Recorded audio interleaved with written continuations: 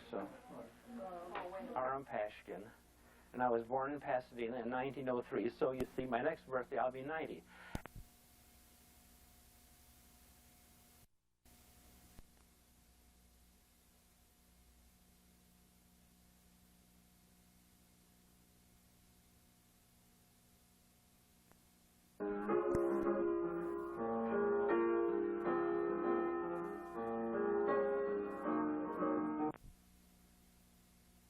I think so. Aram Pashjian. And I was born in Pasadena in 1903, so you see, my next birthday I'll be 90. And some of the things I say, you know, it's a long time ago, maybe some of the fact and a little fiction mixed in, so we'll take it as it comes. Now, my father, of course, was born in Armenia, along with all his cousins. And they left there in 1889. And my father says that the day they left, I think there was about 7 in the group that traveled together. Maybe there was a few more, I don't know. But there were, the 7 were relatives and cousins, most of them. And they were going to come to America, and of course that was the last day that some of them would ever see their parents. So it was a very sad day. And he says that a lot of tears were dropped, and it was really something that they would never forget. Well, they traveled by land, of course. They had to travel across Asia Minor to, I think they went to Constantinople or to Smyrna, I don't know which it was, to get on a ship to go to Marseille. And of course, traveling over land wasn't easy in those days. There were no trains running across or automobiles. It either had to be by horse or buggy or whatever it was. And so they got on a ship and sailed through the Mediterranean for Marseille. And they got off the ship there, and they went overland to Paris. And that was the year when... Start now again? Okay, now go. So they traveled overland from Marseille to Paris. And the Eiffel Tower had just been built. So the group, of course, they saw the Eiffel Tower, and of course, to come out from the interior of Armenia, from the interior of Turkey, to a town like Paris, which was the leading city in the world at that time, to see what they saw, it must have been quite an experience. I guess it would have been for all of us as far as that goes. And so then from there they went to Le Havre, and they got on a ship, and they had to travel by steerage. And my father says that Uncle Balthasar was so sick, he was the one that was the sickest. And he would cry out, "I want to die." And then he'd call on the missionaries, "Help me," you know. And it was really something to remember. And then when they got to New York, they saw the Statue of Liberty. And that's when they really knew that they were in the United States and in a land of freedom. Now, I know more or less what my father and my uncle did. The ones that came over were Uncle Balthasar, as far as I know, my father and his younger brother Moses. And I think Kevork Tashjian, which was, I don't know if Khosrow came with them or not, but it was quite a group that came over. Then, as I understand, I don't know what the history of Uncle Balthasar until he went to Bakersfield. But my father, first job he had was in a shoe factory, working on shoes, and he was there for half a day, and the owner of the factory came and said, "My young man, this is not for you," and fired him. So then there was a Mr. Anza that was in the rug business that had also been in Armenia that he knew. So he gave him a few rugs and got him started in the Oriental rug business. So for a number of years they were in Rochester, New York, and Utica, and the Thousand Islands, and they would go to different hotels and open up little stores, you know, and sell their rugs. And then he got to know Mr. Donshin that was in New York. He was a wholesaler, and he was married to my mother's older sister, Virgin, who was the mother of Paul and Jenny and Peter. And so when he was there, he saw a picture of my mother. Oh, he said, "Now that is a girl I could fall in love with, and I want to meet her." And they were going to come to the United States with her father, who was a minister. Reverend Constantian. And so they came somewhere around 1900 or 1901, and my father met my mother, and they were married in 1902. And it was in the middle of winter. I think it was January the 9th when it was snowing and ice and cold in New York. And they got on the train after the wedding to come to California. When they got to California, of course, the sun was shining like it is today, and the oranges were on the trees, and it was a Garden of Eden compared to where they were. So my father said, "We're not going back to New York. We're going to stay in California." And so he wrote to his brother Moses, who at that time they had a store in Columbus, Ohio, to send him a few rugs to Los Angeles. And at that time there were no rug stores, and those big mansions on West Adams and South Figueroa had been built. There were wealthy people that were becoming quite wealthy in Los Angeles. So he opened in the window of the Coulter's dry goods store on North Spring, and he started selling rugs. So he wrote to his brother to come on from the east in California is where we're going to live. They couldn't find any place to stay in Los Angeles. There was about 100,000 in Los Angeles at the time. So they came to Pasadena. The population was around 12 or 13,000. And so I was born in 1903 in the old Pasadena Hospital in Pasadena. Well, the first time I met any of the Stones was when we went to Bakersfield. And they tell me, I don't remember this, except I remember there was a big porch, I think, that went around the house, right, as far as I remember. And there was George, a little boy, just 6 months older than I was, standing there like a statue. And he wasn't moving. So they say that I went up to him and I poked him to see if he was alive. And then we were friends from then on. So as children in Pasadena, Aunt Phoebe and Uncle Balthasar and George and Louise, the two younger girls hadn't arrived in those days. They lived, I think it was 1406, was it? North Fair Oaks. What was the address? Is that right? How do you like my memory? All right. And that was right next to the a big hotel, the La Pintoresca Hotel, which was one of the original boom hotels in Pasadena. And the next yard was the Uncle Balthasar's. And I remember there was a row of wonderful walnut trees there. Am I right? How do you like that? So,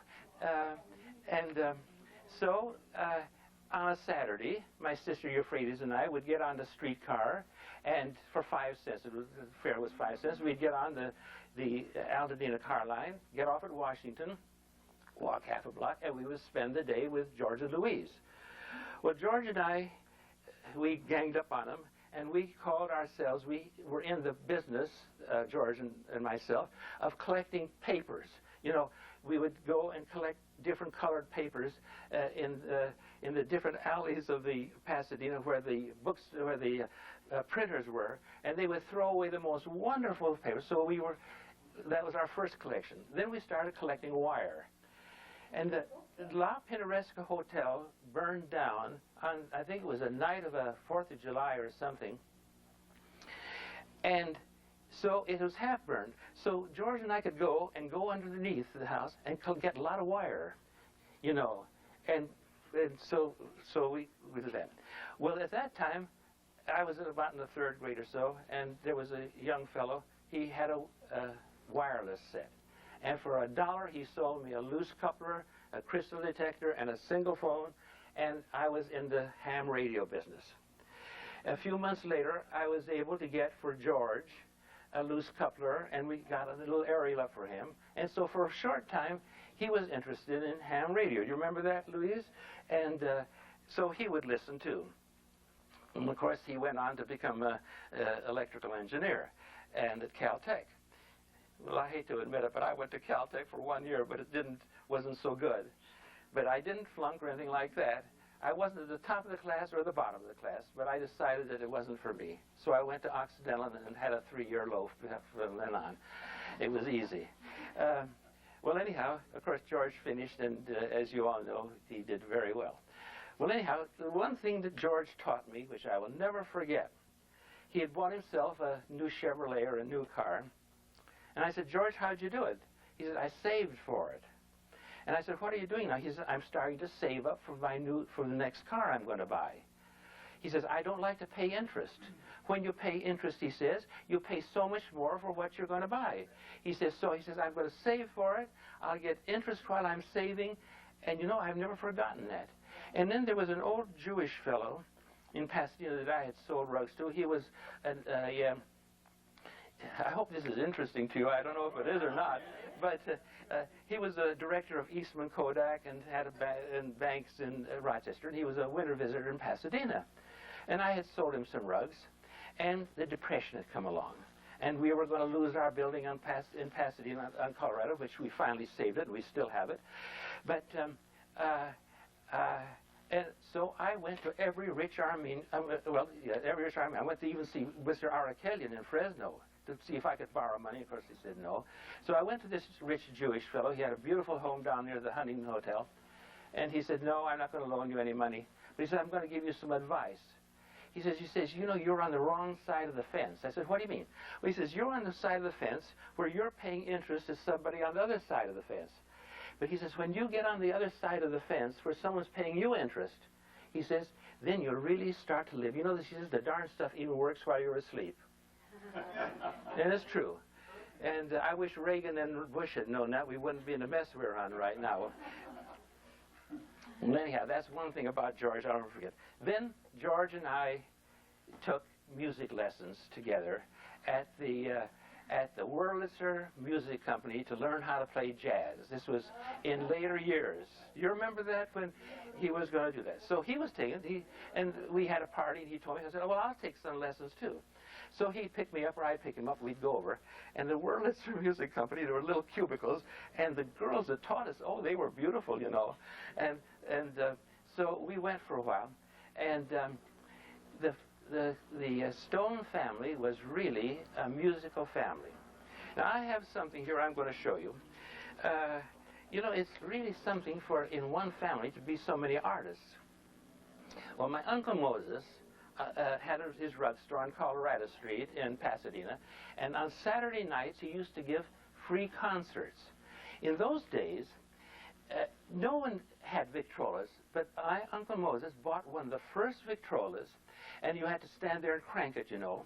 And he bought classical music, so Crusoe, McCormick, Melba, Tetrazzini, and all those wonderful operas and all.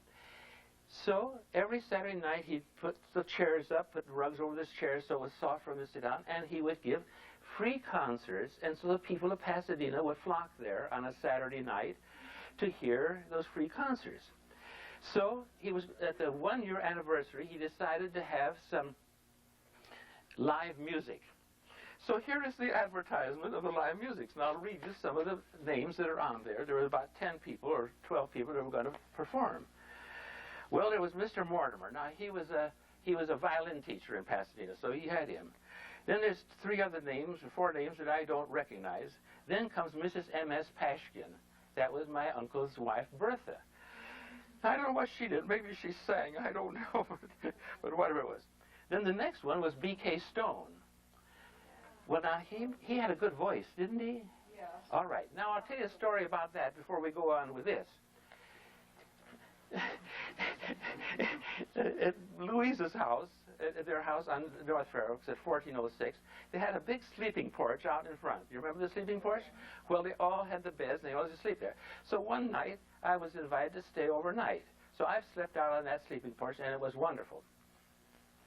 Well, the story goes that Aunt Phoebe told either my mother or her Aunt Bertha or somebody that Uncle Balthasar would have a little book under a book for music under his pillow. And at 6 o'clock in the morning, he'd wake up and he'd sing, oh, and wake them all up. And so Aunt Phoebe finally said, Balthasar, that's enough. You're never going to be an opera singer like Uncle Philip, you know. So that was that. So here he is. He's going to sing in this and I made a few copies of these, so I'm going to give them around to you, so if you would like to have them. So then comes Mr. Jones, whoever he was, and then Eliza Jamgucha. Now, the Jamgucha family was an Armenian family that lived in Glendale. And Jamgucha, Matthew married my first cousin, Eugenie, which, well, anyhow, And so Eliza, I think, she played the piano. She was very good. So she must have played a piano, because in his story he had a piano there too. Then Mr. F.B. Cole, he was one of the city directors. Now, I don't know what he did. The reason I wasn't there at this concert, our family had gone to Imperial Valley.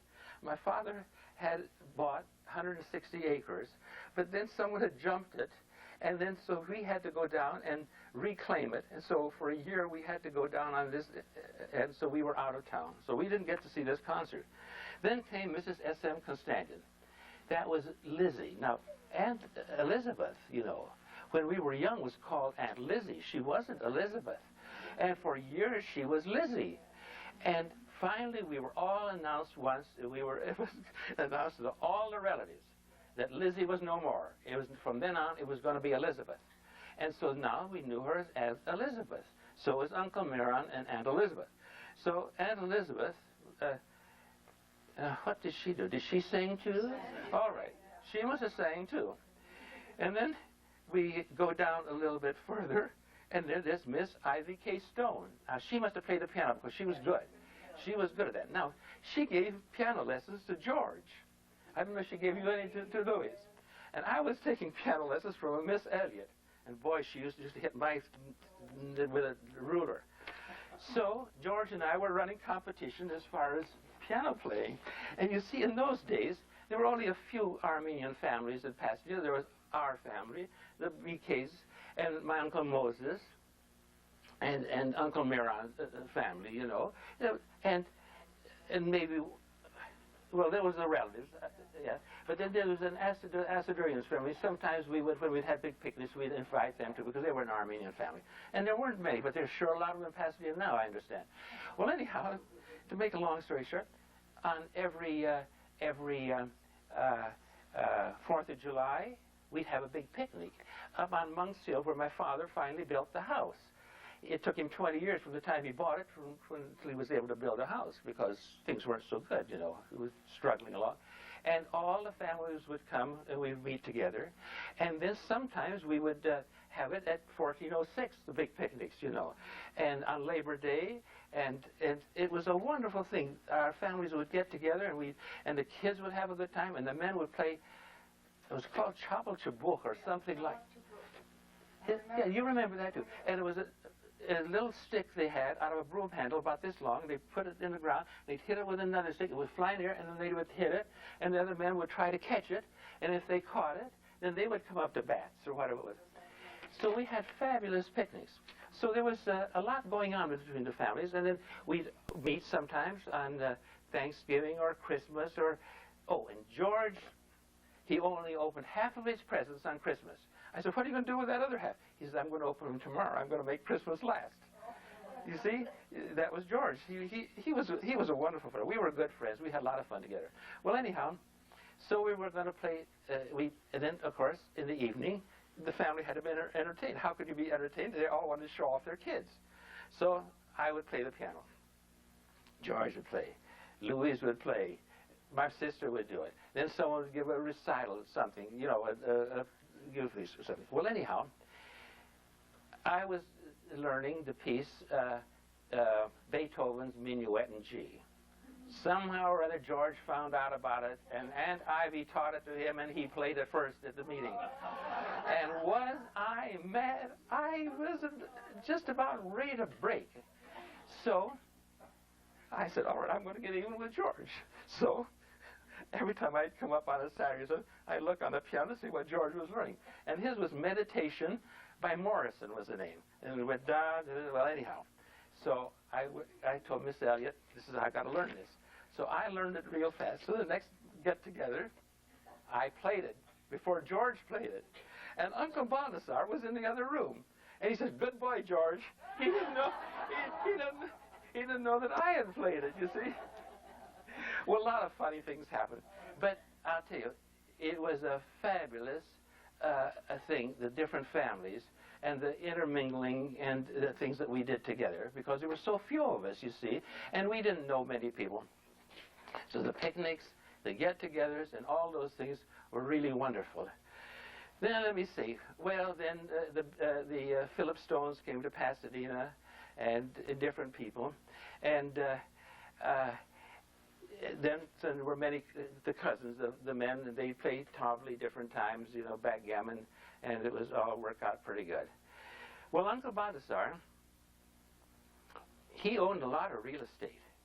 The first piece that I knew that he had was on Henrietta Court. He had a house. Did you know that on Henrietta Court? Yes, it was a big house. He just had that for a short time, and that's where we lived, on Henrietta Court. And I remember, they said that's Uncle Balthasar. Then, of course, he had the place on North Faroes, and I think he had a building on North Lake. Yes. I remember the long... What about Newport? Then Newport. Yes, he had that. Then he had, and then, of course, he had the place on Las Tunas.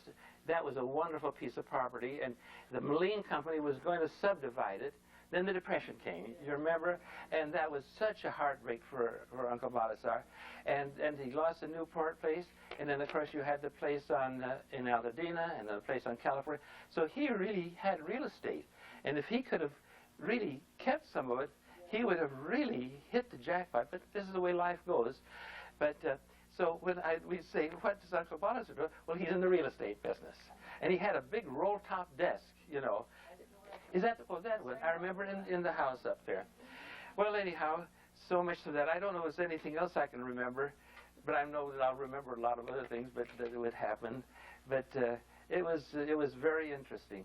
Now, let's see, what else is there? Well, I can't think of anything right now. Is there any questions anybody wants to ask?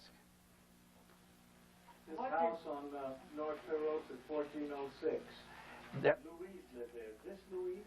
No, the whole, yeah, yeah. That would be across the street from our house at 1461. Yeah, and then of course your father, now he would entertain. There was a song he sang with Johnny Smoker. You remember that? And he would dance to it. Wasn't that right, Louise? I never got to see that. Yeah, it was something like that. And he was a How old was he? He was 10 then, wasn't he? What's that? About 10, I want to say. I don't know how old he was, and but that was Mr. Roubian, and then wasn't his son had the place down at the crab cooker or something? Yeah. Right here, Bob. Oh, were you the one that had it down there? Oh, when we used to come and eat there, sure. Oh, sure. My goodness, I didn't recognize. Now I remember you. Sure. We used to come up from Laguna sometimes. And aren't you the one that told Nixon where to go?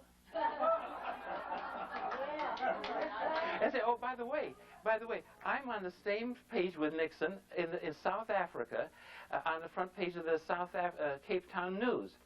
A few years ago, they were having the Honolulu race, the yachts, and there was a yacht called the Greenbrier or whatever it was, and it had a South African on it, and it became disabled.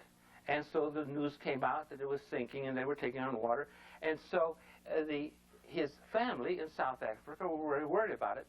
And so I'm a radio ham, and I got the message from the mothership that everything was all right, that it was in tow, and if I would let the people, if I ham radio, let them know in South Africa that he was okay. So, you know, ham radio, sometimes it works, sometimes it doesn't. Luckily, I listened. And there was a ship in the Indian Ocean talking to a ham in Cape Town. So I called the ship and I said, hold on to it was a girl by the name of Anita. And she could copy me, and let the ship in the Indian Ocean copy me. And so I gave them the message that it was all right and everything was okay. 2 hours later, now this is when I'm living in Laguna Beach, the telephone rings. And the fellow says, this is Mr. So-and-so from the news paper in Cape Town. He's calling now by AT&T and transatlantic radio. He says, we'd like to know more about it because it was a little garbled. We want to know the real thing. So I gave him all the information that I had gotten. So Anita was the ham girl in South Africa. She sent me the newspaper. And on the right hand, Aram Pashjian, this does so-and-so, my name is 3 or 4. And on the next side, Nixon goes to China and all of that stuff. So she wrote, she said, Aram, she says, I don't think you'll be on the front page with Nixon again, but at least this time you are. But I remember didn't you tell him that you didn't take reservations or something? Yeah. That it was very democratic and it's first come, first served. Yeah, I think that's wonderful. Yeah. Papa didn't play his cello. He didn't have a cello then. Oh, yeah. Violin. Yes. Well, here, let me, I've got about 5 or 6 of these. Let me just give these to whoever wants to keep one. From his stonework. His fingers pencils said he couldn't play the violin. Yeah. That's when he Louise, all right, I have the, You know, Florence and Bill and some of us, these were boys that were young. They had all these shops, and me, I thought what boys did was a lot more interesting than what girls did. We wanted dolls, you know. So whenever you folks weren't there, I'd sneak into George's little, the back porch you had. yeah, the shop, yes. And I'd get in there, and you folks were collecting batteries. I don't know. Yeah, we carried batteries, we carried batteries. And you used to test them by putting your tongue out. That's right. Well, so Louise had to do it when nobody was looking. And some, as you say, tasted good, had a little spark to it. Yeah. Some didn't. I used to go in there and sneak in there. Yeah. Test those That's batteries. right, that's right. We used to collect batteries. Oh, we did all kinds of stuff. And then we had little buzzers, you know, that we'd ring. Now, here I have the, I don't know if any of you had this, but this was the notice when Uncle Philip passed away. It was in the Star News. And I have a few copies of this. Louise, if anybody wants one of those. And, Philip, Uncle Philip went to, you see, he's really my second cousin, but they were older than we were, so we always called him Uncle, you see. We called Uncle Balthasar, but he's really would have been my second cousin, but we did that. So when Uncle Philip, I think he went to war, and when he came back, my brother John tells me that Philip Stone had made a big wreath of some kind of flower wreath, and when they were in the parade in Los Angeles, they took it there and they put it around Philip's neck. Did you remember that, hear about that? And he was so embarrassed. Was that in Pasadena Parade? Was it in the Pasadena Parade? I have a picture, I think, of him. It seems like he's had something around his neck. Oh, Uncle Philip? You're talking about... Uncle Philip, no, I'm talking about Uncle Benyon. Yeah, well, anyhow. And, of course, my Uncle Moses rode in the parade for 24 years on a black horse. And he was marshal in 1915, and if he'd lived one more year, he passed away in 1926, if he'd lived one more year, it was going to be his 25th year in the parade, and he was going to ride on a white horse. But he didn't last. But he lived from one year to the next to ride in that parade. That was what he lived for. He loved it. And he had a saddle made in Damascus, and it was the only silver saddle in the parade in those days. You know, and now all the saddles, I think, have to be silver. But he had that made in Damascus. And then he had a big house on South Euclid. Originally, that house was on Colorado Street. So he and my father had bought a piece of property on Colorado Street on the south side. And it's right where Garfield runs through now. It was where the property was. And this great big house was on there. And, of course, they had a mortgage on it. But Uncle Moses, he said, I don't want to be under the mortgage. He said, let me have the house and I'll move it off. So he moves that house, that big 3-story house. They cut it in half. In those days, didn't have power tools together. It was all cut by saw, you know, hand saws. And then what they would do to move it, it was the horses, they'd have a cable, and there'd be a manhole, and they'd put a big post down in, and a turntable, and the horses would go round the circle, and by cable would pull it, they'd get it around the corners, and then they'd put the house together. That big house on South Euclid was on Colorado Street originally. Now, the money that he spent on that, if they had pulled it to the rear of the lot, because it was 280 foot deep, that lot, and 71 feet wide, and put some stores in front, they would have saved that. But my father lost that, you see, in 1914. He couldn't continue, and so he lost that. But we saved the building on the other side of the street. But one thing is sure, that your father and my father, they had the nerve, as young men, to buy real estate, which a lot of people today don't have that nerve to do. But they did it, and when my father bought the property, which we have now, there was just an old shanty on it, you know, and Fishbecks was the the awning people, they were in business for a long time. They were the tenants. And so upstairs, one of the rooms upstairs, it was rented to a Japanese restaurant. And I, with my father, as a little boy, we'd start going up those rickety stairs. I think it was $10 a month he was getting. And I could smell if I was cooking, you know. And that's the way we finally did it. And then we tore that building down and built the first building. And then he bought another 50 feet next to it. And on New Year's Day, my brother and I, we would rent chairs, you know, and folding chairs to people to sit, just watch the parade. And one day, and on the back side, there was a stairway that went up to this old building. And people would come and want to go up the stairway to get on the roofs of the building. So we charged money, I think 10 cents a piece for people to walk up to go and stand on someone else's roof. We were real crooks. But it was a lot of fun. Yeah. By any chance, do you have any recollection of what time my father bought Newport Beach? When did he get it? Do you know? Well, it had to be before the Depression, in the early 20s. 1926. Well, he built the building then. Well, then he must have bought the property before that. Yeah. That I don't remember. That I don't remember. All I remember was the building. I'm sure it was when he first came to Pasadena. I think he traded part of their place in Bakersfield. Oh, he did. That was one of the first things he got. Yes. But it was there since I was a small Yes. child, so I know. Yeah, it had to be. Sure. You could never trade Bakersfield today for Newport. Well, we were. See, didn't they finally hit oil on, Louise, did they hit oil on that property in Bakersfield finally? Yes. He wouldn't take the land that looked good. It wouldn't raise any kind of oil. He wouldn't take it. Yeah. Later on, that's where all the oil Sure. were. He could have had it. Yeah. Oh, well. He was standing on the bay area one day. There was a lot of oil there. Go down the road. Yeah. And he looked across. They were dredging that Lido Island. Yes. And he looked across. He shook his head. I remember saying, "That mud flat will never." You know. And, you know, we had the chance to buy, you know, at the end of Balboa Island, there's a little island, a little tiny one. Well, that lot that my father finally lost on Colorado Street, they took my mother and my father down there. They wanted to trade that Colorado Street lot for that little island. And it was in the wintertime. There was an old house on it, and the water had come up in the walls. It was damp and dirty. What? Wasn't that Collins Island? Yeah, Collins Island, that's right. And, oh, my mother said, I don't want to have anything to do with and we didn't trade it. Yeah. Well, this is the way life goes. Yeah. You do the best you can, and if you can't, Oh, another thing, I'll never forget. You remember when your father was in the pigeon business?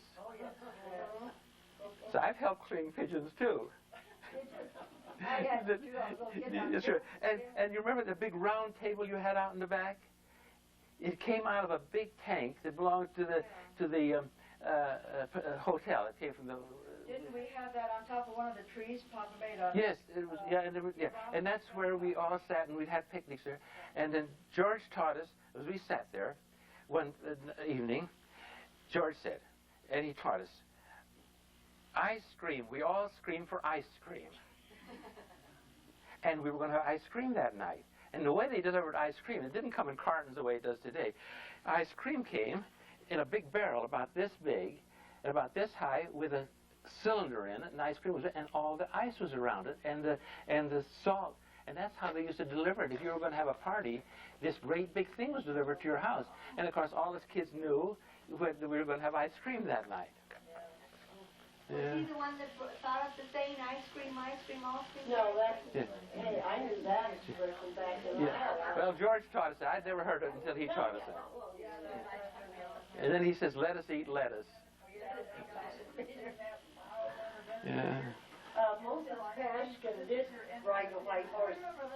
I've got the postcard that Ivy gave me. Who? Mr. Pashjian, no, he never rode a white horse. Yes, he did.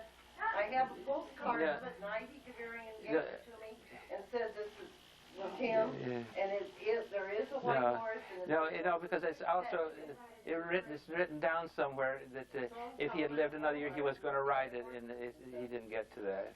I'm afraid it's. Yeah. The picture on the white horse wasn't in the parade. No. Maybe that wasn't in the parade. Maybe he rode a white horse, but wasn't in the parade. Well, this is possible. Maybe it's what he was going to ride. It could have been. Maybe Yeah. they were practicing Yes. ahead of time. Well, and then another great thing, of course, that happened in Pasadena was when Badvali Deverian came, and that's when your father came, you know, the Philip, and that was another big family that came, and then the Armenians came, and so then the group grew and grew, and then we had picnics and get-togethers up at the Deverians too. So it was a very congenial group of people, and oh, I remember the times we had up there. And then there was now I've forgotten his name, that Mark Ruhi had a brother. What was his name? Vahan. Yeah, and I used to come up sometimes and play with him up there. I remember him. Yeah. You told about you and George playing together, and the girls would play together, but you never told us what the girls would do when they were... Oh, they played with dolls, I suppose. I don't know what they did. I never went for dolls, although I played Oh. with the house stuff. But I like to go with the boys, and that's more fun. Coasters. Oh, George yeah. would let me ride the coaster down the hill if I pulled him back up. Oh, good for him. Yeah, so I had to pull him back, but I did it, like enough, so I could ride down. Yeah. Oh, I'll never forget. You know the Asadurian family I was telling you about? Oh, say, by the way, I met a few years ago, what was her name? Asadurian daughter's name. Bernice. And she still she was still mad at you and Euphrates. She said that Louise and Euphrates, when we had the big parties, that you would gang up on her and wouldn't play with her. And she felt very bad about that. So you two girls, you and Euphrates, were in the doghouse. First time I knew it. Well, I didn't know it till then. And I met her when she was working for plumbers there on South Lake.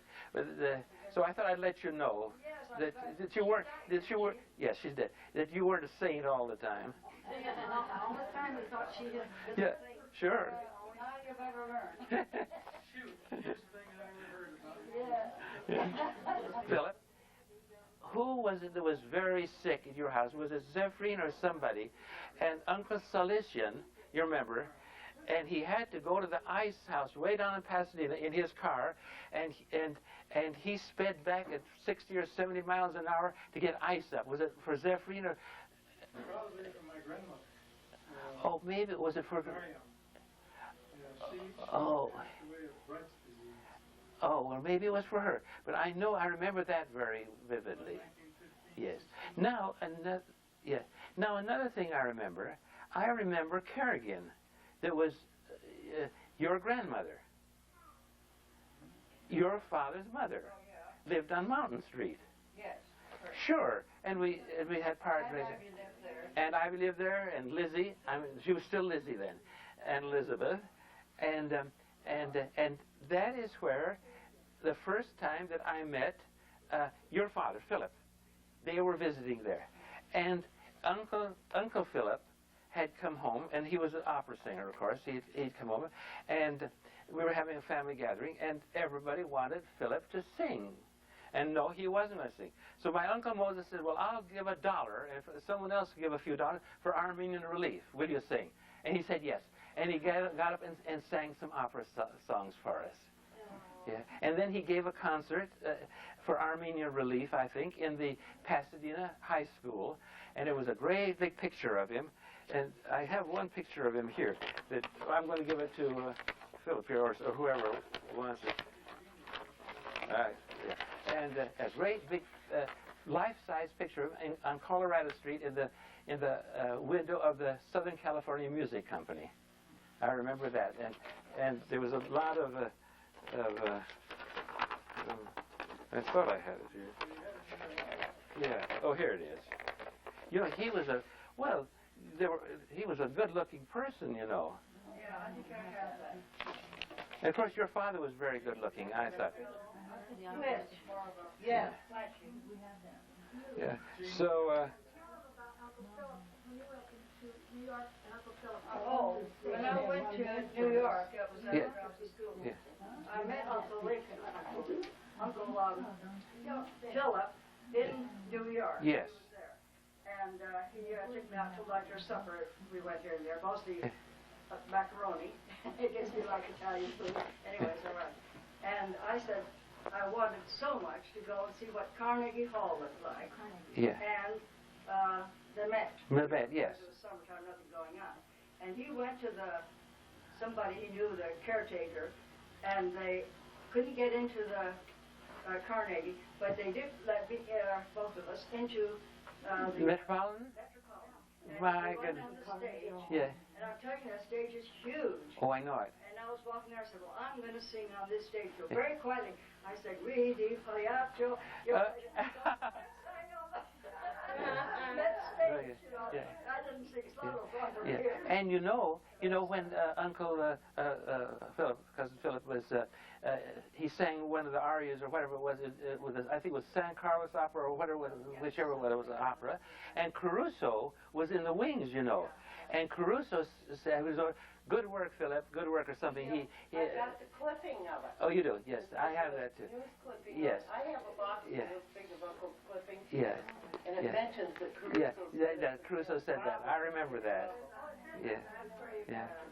Yeah. Anyhow, And we had big weddings in those days. Oh, I'll tell you what, at Uncle Mardros's wedding. well, here's what Uncle Margot said. They wanted me to play the piano. Now, I've always hated to play. I get nervous and I didn't like the idea. Oh, well, I was grown. I could play, I guess. Anyway, and I was supposed to, and I was helping Aunt Ivy cut trimmings and stuff from the yard. Yeah. Somehow, she cut the end of my little finger. Oh, no. And it hurt like crazy. I couldn't play the piano, but once I was glad. So my Yes. teacher was there, played the organ, so he played the Oh. same piece I was going to play. I see. But I'll never forget that. Yeah. It was terrible. Little that finger, so just the end of the finger went off. You Yeah. Do you remember when the families used to go over to pick cherries? Cherry banquet, Oh, you mean yes, we went to Ukaipa. Okay, you guys, Yeah, I went once. I got a story about that. Okay. You remember, maybe you won't. But I don't know who all in the families would go. No, wait, what's that? 30 or 40 of the family would take several cars. That's right. And we'd arrive maybe 11 o'clock in the morning or something. Right. And dozens and dozens of people all around. Your dad said, I will give, this is about noon now, Yeah. I will give anybody who has not eaten a cherry Yeah. a $5 gold piece. Yeah. He was so confident that Nobody. Yeah. Yeah. my mother had not let me eat because it was... No, did he give you the money? I want. So your mother said, Yeah. John, Philip hasn't eaten any. Yeah. Yeah. Good for you. I'm glad. That's good. Yeah. And now, and coming home, somebody's car broke down. Yeah, broke down. And we were stuck in Pomona while they were fixing it for, I forget, was it Calmiron's car or, anyhow, one of the cars. And we didn't get home till way midnight at night. We had to stop and have it fixed. And so we went to a movie while they were fixing it or something. I remember that when we went out there. Yeah. You know what I remember about the house on Monk Hill? Yeah. You had a Christmas gathering there once. And when I remember. Yeah, sure. So we went, and under the Christmas tree, there were gifts for everybody, and I guess relatives exchanged whatever they did then. And there were 2 tennis rackets back there. And it's when we were on California Street, and we had a tennis court. You had a tennis court. I know Louise and George had rackets, and I thought, what would that be for Florence and I? I just, look and get those. And it was. It was? It was. I was so fascinated. Oh, wonderful. Say, do you remember, Louise, Well, I don't know Elizabeth. do you remember that for my brother Yez, his 5th birthday was around Labor Day, and we hung ice cream cones on the tree down below? You don't remember that? Well, there was a tree, the mulberry tree, that they brought the cutting from Armenia or somewhere, I don't know. That big one, that was a small tree, and so my father had told my younger brother, when he was a little boy, that's an ice cream tree, you know. And so we called it the ice cream tree. And so when we had his 5th year birthday, we had the ice cream man come down. We're all up on top of the hill. And so the women went down and they hung ice cream cones on, and we took him down, and so he could see there was an ice cream tree. Well, there's lots of good times on Monks Hill, way before the girls were born. Yeah. Oh, we had one of them. And I'll never forget, there was a row of blackberry bushes that had never been cut for years. So it was flag and like this and maybe 30 feet long. And as the picnic was about over, so all the women went down with baskets, and both on both sides, they're picking blackberries. And we had every kind of fruit up there, you know. Well, I can confess to everybody that I was so proud. It was my cousin that owned that orchard that was in. And I would brag about it. I was in grammar school right across the street. Yeah. Well, at noontime, I took my friend, and I said, I want to show you what my cousin owns, you know. Yeah, it was all right to go in. Sure. Didn't have any permission, but it was all right. Sure. And so we climbed the fence, and we went in there, and there was an apple tree. Can't remember the name of it. Anyway, nice green grass. So we sat down there and started singing songs, you know, because we could take parts and all. Well, after noon hour, you know, they have the bell ringing. Yes. And you have to go. Sure. We didn't hear it. We sang a little bit louder. And so all afternoon, we stayed there and just played and green apple, now they're green. I don't remember about that part of it. But I was so proud to show off. My cousin owned that. That's wonderful. And then when we heard the bell ring, the school was out, then we went out and went over Monks Hill, you know. Yeah, sure. And who was coming up to meet me but my brother with his bicycle? I was scared to death. What under the sun is he doing? How would he know? Yeah. Where to go? And we asked him what he was there, and he got to me and said, "Oh, we're going to put you in jail." And he just lambasted me for cutting school, see? Yeah. And it just happened. Of all the times, never before, that was the one day Mom had called the school, wanted me to go early to stay with the little kids. Yeah. When she had to go. And the one day that she would call. And that's one day I played hooky, and I was up there. That's what. Oh, that's really.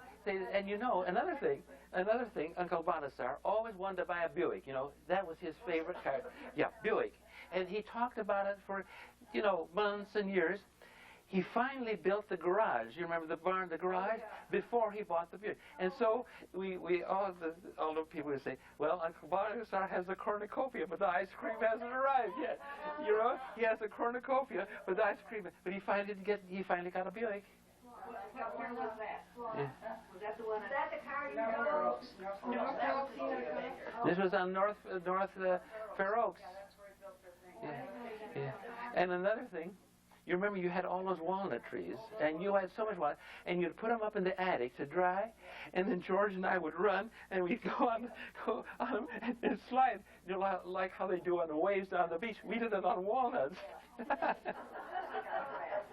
until your father and mother stopped us.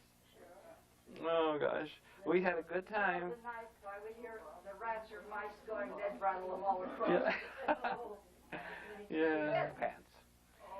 Now he was, you see, a year ahead of me at Pasadena High School, and I was going to come as a freshman. And so George said, "I will come and meet you at high school and take you through and show you where the rooms are and all the different things." And so I had arrived there a little early, and I was standing out in front of the high school.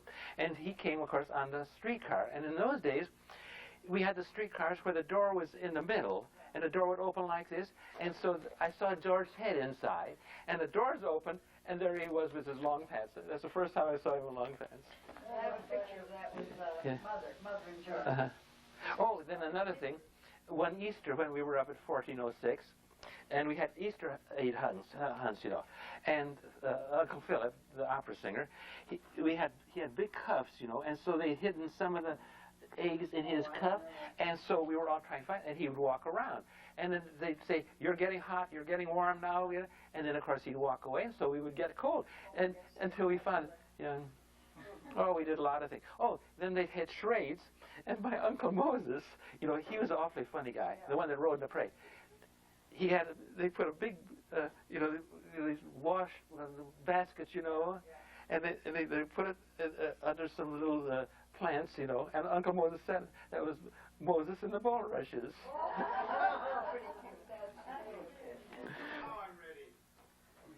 I'm very proud to be here. We're doing this with rehearsal.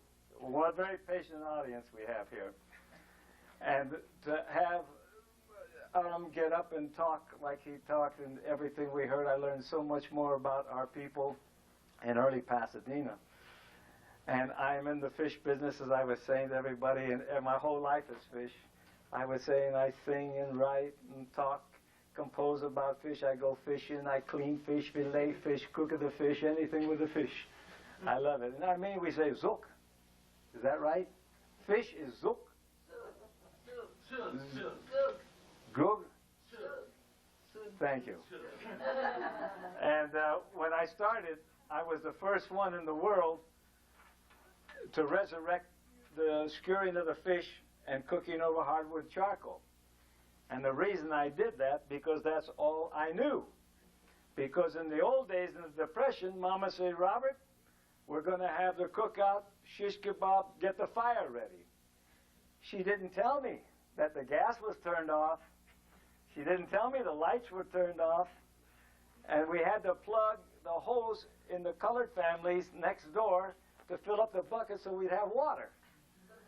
And then I'd go make the fire. So when I got in the restaurant business, I was expert at charcoal broiling foods at that time, because at 7, 8, 9, 10, 11, 12, I was doing it at home on Manzanita Street. So then we started that, and everybody gave me great credit for a new way of cooking fish without deep frying and battering it. But I told him, well, our people did that in front of the caves 5,000 years ago.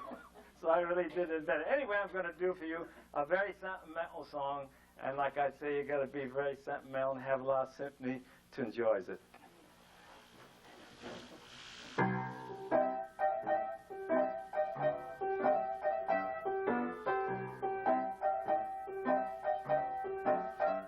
Is it a tuna? Does it come in a can? Is it a flounder? Do you fry it in a pan? Is it a sea bass? It's so delish, 'cause it's fish, fish, fish.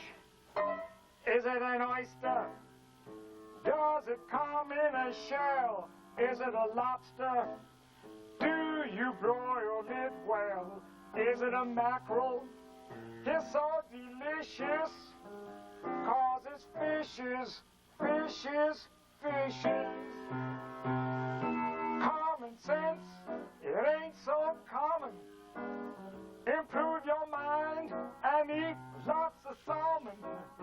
The only way that health begins, you gotta eat the food that comes with fins. Is it a salmon? Does it swim upstream? Is it a herring smothered in sour cream? Is it a sardine? Well, here's my dish, 'cause it's fish, fish, fish, fish, fish, fish, fish.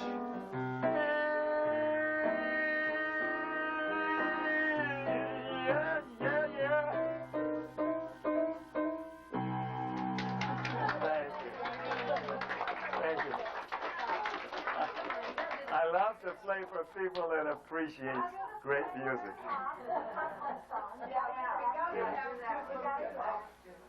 I haven't done it for years. You want to get that rug out from under your kind of under that.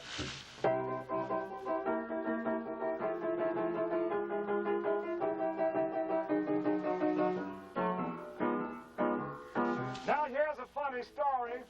Hope you'll understand. Listen very closely if you possibly can. It's a story of two popcorn kernels in a red-hot pan. One turned to the other and said, hey man, too poop to pop, and I ain't lying. I'm too poop to pop, just laying here frying. The salt and butter's ready and the fire is hot. Well, seems like I'm just too poop to pop. Too poop to pop, and I ain't playing possum. I'm too poop to pop, and I do want to blossom. I don't like the bottom, want to get up on top. But seems like I'm just too poop to pop.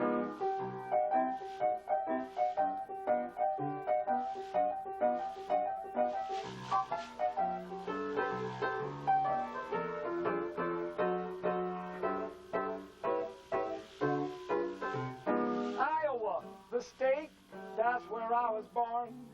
I really truly came from a fine ear of corn. My mama and my papa were a wonderful crop.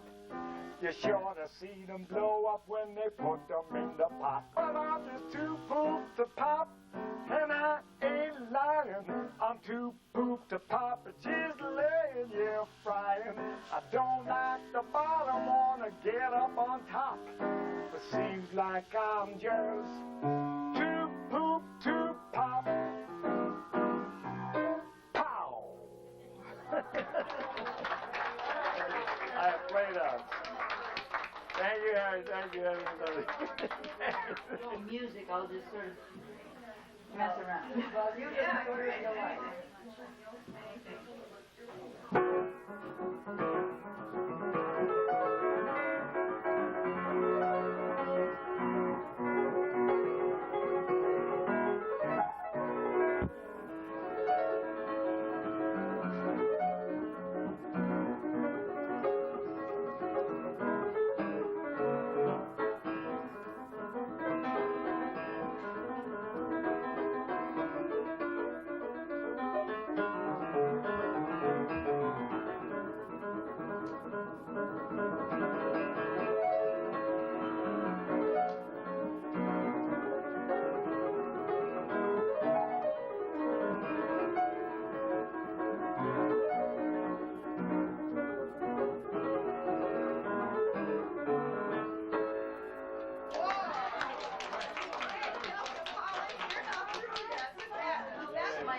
Your memory, you know, goes. I forget what I know. Let's see.